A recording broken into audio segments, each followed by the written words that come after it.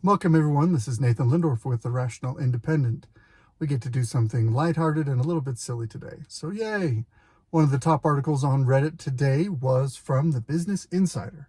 AOC says her life completely transformed for the better after Pelosi stepped down from leadership. Not a very substantial conversation, but I thought I'd pick it up because, for once, it's not necessarily partisan. This is some reporting on some intra-democratic power wrangling. For those of you who are unfamiliar with the characters in this little play, Nancy Pelosi has been in Congress forever. She is a member of the old guard Democrats. She is very, very wealthy, and she got that wealth through her federal service.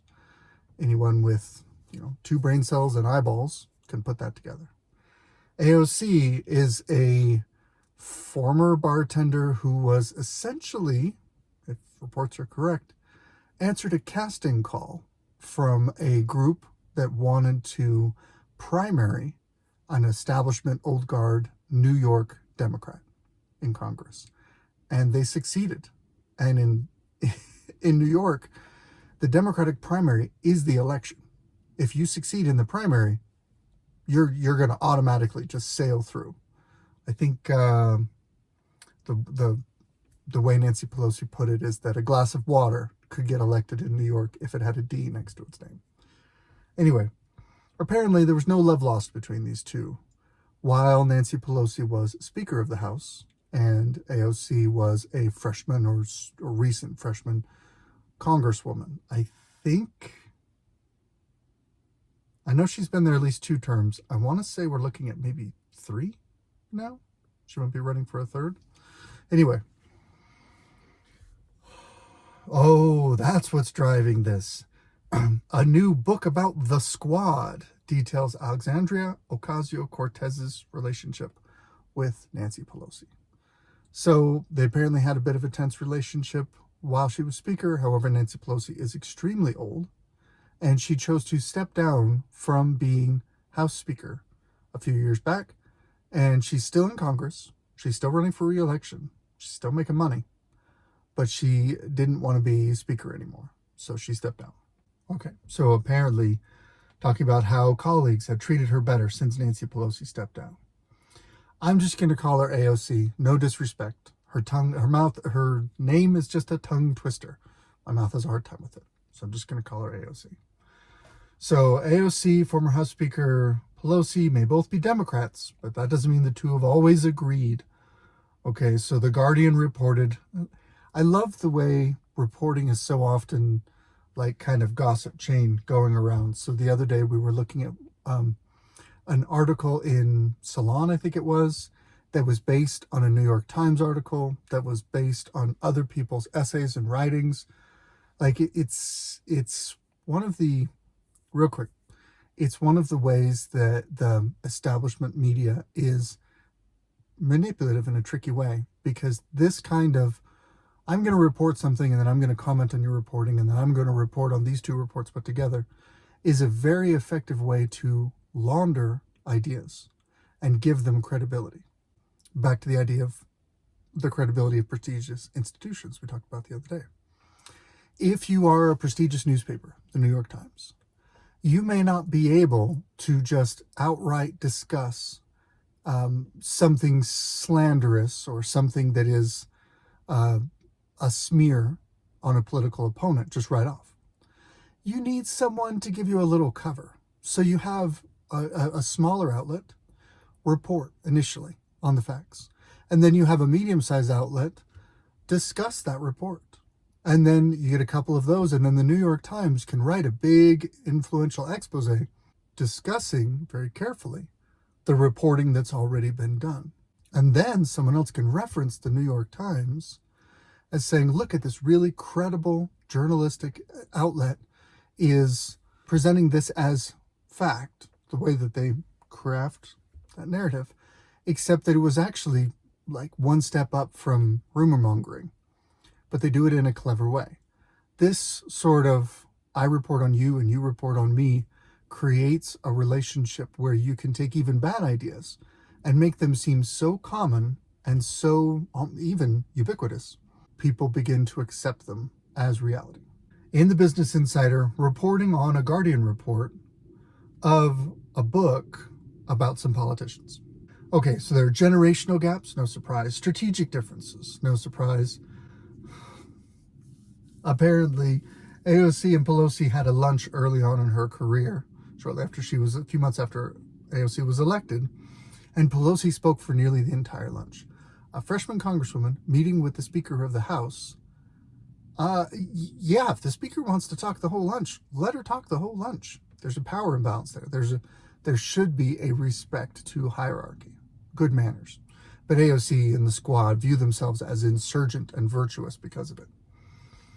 Pelosi fretted at the meeting that the slogan, abolish ICE, whatever, came to America from the Russians. And then that led Ocasio-Cortez and her team to avoid calls and meetings the next time Pelosi was in New York.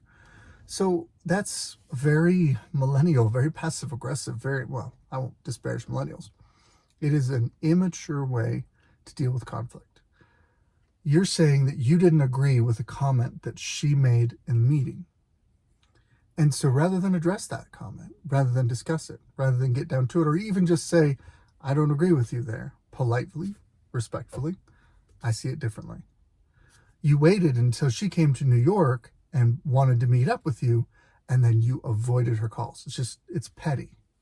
Now, of course, we have the lovely gossip girl cursing. The amount of times she told me that stupid, I have protest signs older than you in my basement shit. Ocasio-Cortez wrote in a text that's cited in the book. Isn't that great? That now in serious nonfiction, we cite text messages? Like, yeah, but mine don't collect dust. There's this thing that I really struggle with. And it's presents itself a few different ways, but we'll just call it consistency. Consistency is a challenge for certain politicians. Here's what I mean by that. AOC, and in this conversation, apparently they had an ongoing beef about how they were both radical, both insurgent, both rebellious, both protesting. You're both in Congress. You're the man. You're the establishment. You are who is being protested. And yet you still want to claim your street cred about what a great protester you are. As a sitting congressperson, she says her protest signs don't collect dust. Who are you protesting when you're in Congress? That's not how Congress works. But they still want the street cred. Whatever. Apparently, after Hakeem Jeffries, who, just quick little note, obviously the Republicans have the House Speaker position. There's a House Minority Leader, which would be Hakeem Jeffries, leading the Democrats. And so there isn't really a Democratic Speaker right now. But regardless, Hakeem Jeffries is in charge. And apparently he's treating her a little better. He's a little more accessible. And Ocasio-Cortez, again, another text from the book. I thought things would get worse. I thought a lot of my misery was due to leadership more broadly having a thing against me. Well, at least she writes the way she speaks. But my life has completely transformed. It's crazy. And it's that made me realize it was kind of just Pelosi the whole time. Senior members talk to me. Committee chairs are nice to me. Oh, it's all about me. People want to work together. I'm shocked. I couldn't even get floor time before. And a spokesman for Pelosi declined to comment. And that's pretty much it. So, like I said, light and fluffy, pretty simple. At the end of the day, I have plenty to criticize for both of these people. I don't like their politics. I don't like their personalities. I don't like the fact that Congress people can get so rich from their service in Congress. And I'm not talking about their salary. Long careers in Congress invite corruption. That's why I'm a fan of term limits. Getting Congress to sign off on limiting their own power, that's a tough deal. That's an uphill slog. And there, at the same time, there is room for respect of experience and leadership. And AOC and her squad came in ready to shake things up, ready to make America more progressive, ready to abolish border patrol, immigration, customs enforcement. Why would you want to? AOC is an enthusiastic puppet for the powers that want her to act a certain way so that they can get what they want from a policy perspective. The only reason why I say that, that's my supposition. Today we happen to be discussing her. However, I will go ahead and extend that just a little bit further. Arguably, to one extent or another, every single member of Congress fits that same description. A puppet who acts following the dictates of the people who put them there so that they can get rich and the people who put them there can get the things done that they need in power. This is why the federal government needs to be shrunk, because a big, powerful, expensive government is an attractive target for corruption. Powerful politicians with long careers are very effective targets for corruption. Here's my argument for term limits.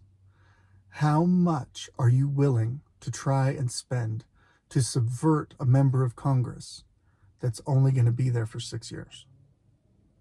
Versus if you elect someone, if you were someone who hooked in a Nancy Pelosi early, helped her get initially elected, helped her early on, you've had 40 years of her in office doing you favors.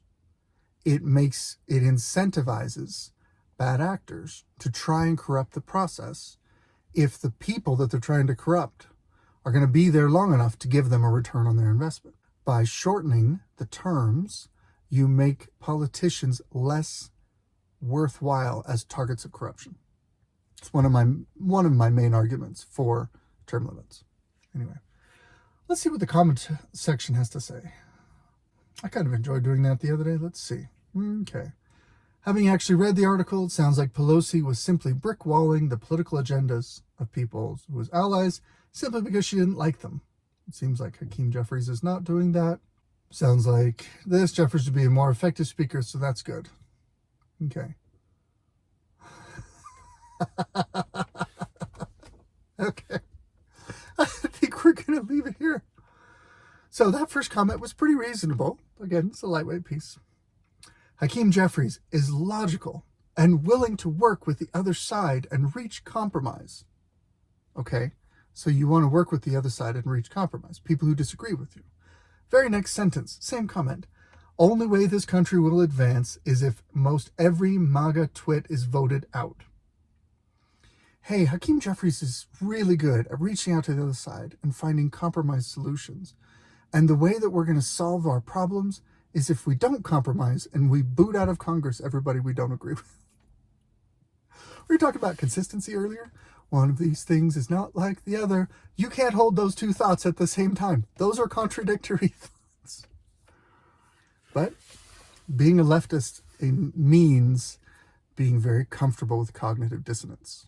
It's a skill that is developed that is seen as a sign of sophistication, even though it's really just a sign of being willing to be manipulated. This is Nathan Lindorf with the Rational Independent. This was my Reddit rant today. Good luck out there.